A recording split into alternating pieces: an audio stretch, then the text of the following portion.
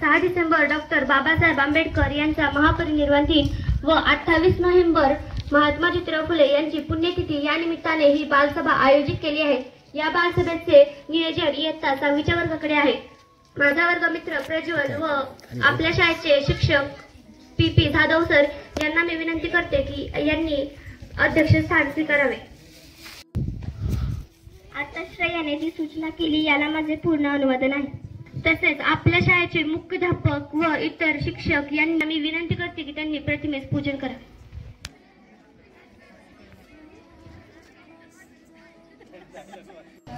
नमस्कार, मी श्रद्धा। यापुढील कार्यक्रमाचे सूत्रसंचालन मी करणार आहे।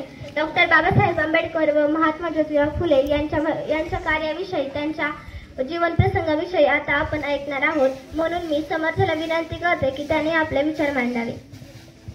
नमस्कार, मी समर्थ। सन्माननीय व्यासपीठ आणि माझ्या मित्रमैत्रिणींनो, आज मी महात्मा फुले यांच्या कार्याबद्दल बोलणार आहे। मुलींसाठी शाळा सुरू करताना महात्मा फुले यांना अतोनास कष्ट सहन करावे लागले, पण तरी ते आपल्या विचारापासून डळमळले नाहीत। त्यांच्या या प्रयत्नामुळे आज स्त्रिया सुचवते की त्यांनी आपले विचार मांडावे।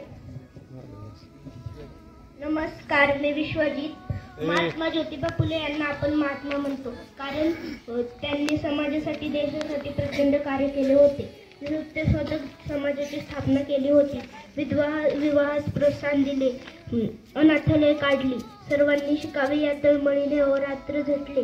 डॉक्टर बाबासाहेब आंबेडकर यांनी शिक्षणाचे महत्त्व ओळखून सिद्धार्थ व मिलिंद कॉलेजची स्थापना केली, वसतिगृह निर्माण करून विद्यार्थ्यांच्या राहण्याची सोय केली, पुस्तकासारखा दुसरा मित्र भेटणार नाही असा त्यांनी संदेश दिला। डॉक्टर बाबासाहेब आंबेडकर हे आपल्या भारताचे शिल्पकार म्हणून ओळखले जातात। अशा या दोन महामानवांना माझे मनपूर्वक अभिवादन करून मी माझे 2 शब्द थांबवते। जय हिंद, जय महाराष्ट्र।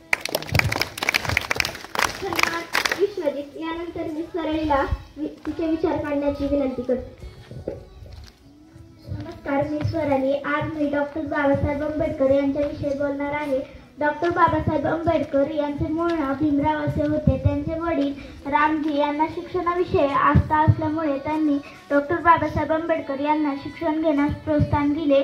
डॉक्टर बाबासाहेब आंबेडकर यांचा सर्वात जवळचा मित्र म्हणजे पुस्तक वाचत असताना त्यांचे मनन चिंतन होत असे। यामुळे त्यांची कुशाग्र बुद्धिमत्ता व प्रचंड वाचन, त्यामुळे त्यांना आपल्या राज्यघटनेचे शिल्पकार म्हणून ओळखले जाते। एवढे बोलून मी माझे 2 शब्द संपवते। जय हिंद, जय महाराष्ट्र। आजच्या कार्यक्रमाचे अध्यक्ष प्रज्वल याला मी विनंती करते की त्याने आपले मनोगत व्यक्त करावे। नमस्कार, मला अध्यक्षपद दिल्याबद्दल मी सर्वप्रथम आपल्याला धन्यवाद देतो। आपण अनेक विद्यार्थ्यांचे विचार ऐकले, त्यापैकी मी एक। कवी विंदा करंदीकर म्हणल्याप्रमाणे देणाऱ्याने देत जावे, घेणाऱ्याने घेत जावे, घेता घेता एक दिवस देणाऱ्याचे हात घ्यावे।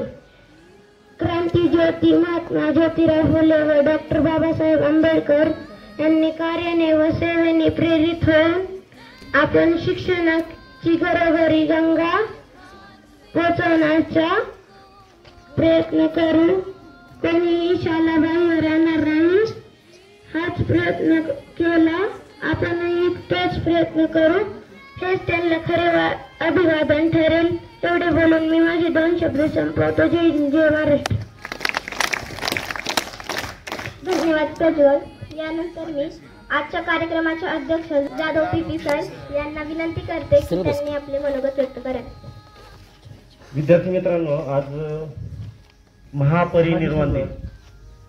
भारतीय घटनेचे शिल्पकार ज्यांनी आपल्यासाठी संविधान लिहिलं, तर मी स्वराजला विनंती करते की त्याने आभार प्रदर्शन करावे।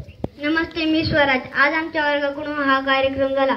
तो कार्यक्रम बघण्यासाठी उपस्थित राहिलेले मान्यवर व शिक्षक वृंद त्यांचे मी आभार मानतो।